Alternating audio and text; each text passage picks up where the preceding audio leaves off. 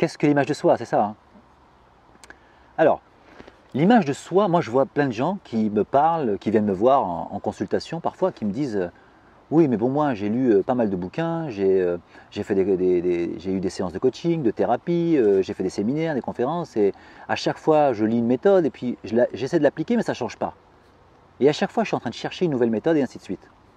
Alors, j'ai fait des recherches pour essayer de comprendre pourquoi nous lisons autant de livres, nous avons besoin d'autant de temps pour changer. Pourquoi le changement ne se fait pas instantanément? On sait qu'aujourd'hui, nous pouvons changer ici et maintenant d'un claquement de doigts. Alors pour ceux qui n'y croient pas, oui mais non, c'est facile. Bien sûr que si on n'y croit pas, ça n'arrivera pas. Tout est une question de croyance. Donc j'ai fait mes recherches et j'en suis arrivé à des travaux d'un médecin, entre autres, qui s'appelle Maltz Maxwell, qui a parlé de l'image de soi. Lui, avant de faire des études de psychologie, il était chirurgien esthétique. Donc l'image, il la connaît. Puisque les gens qui viennent en chirurgie esthétique, justement, c'est parce qu'ils ne supportent pas l'image d'eux-mêmes, mais l'image extérieure. D'accord? Les gens qui ont des petits seins, qui ont un grand nez, qui ont les oreilles décollées, ou ceci ou cela. Et il s'est rendu compte d'une chose, c'est qu'à partir du moment où il modifiait l'aspect extérieur, ce qui gênait la personne, eh bien le changement se faisait instantanément. Il reprenait confiance en eux. Donc il a cherché.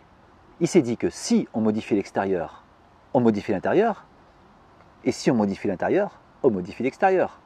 Donc il a cherché cette fameuse image de soi, mais dans le conscient, dans le mental. On s'est rendu compte d'une chose, c'est que nous avons tous une image de nous-mêmes. Cette image délimite ce que nous pensons pouvoir faire et ce que nous pensons ne pas pouvoir faire. C'est ce qu'on appelle nos propres limites. Elle délimite aussi ce que nous sommes capables de réaliser et ce que nous ne sommes pas capables de réaliser. Et à partir de cette image de soi, nous allons nous créer une vie. Pas la vie que nous voudrions vivre, la vie que nous pensons pouvoir vivre. C'est totalement différent. Si je pense que je n'ai pas les ressources et que la vie est dure et que je n'ai pas le potentiel pour y arriver parce que j'ai eu une enfance difficile, parce que mes parents ne sont pas riches, parce que j'ai vécu dans la rue, et je vais me dire j'ai moins de chance que les autres, alors si je me dis que j'ai moins de chance que les autres, je me crée une image de moi-même comme quelqu'un qui ne pourra pas réussir. Donc cette image de soi, c'est celle qui va nous accompagner tout au long de notre vie. Hein? On va s'identifier à cette image-là. Donc cette image de soi, elle va finir par faire partie de nous-mêmes. C'est-à-dire que on va s'identifier à l'image. C'est elle c'est moi et moi c'est elle. Donc si on arrive à comprendre déjà cette première partie, on peut passer à la seconde qui est le changement. Donc, on arrive à quoi?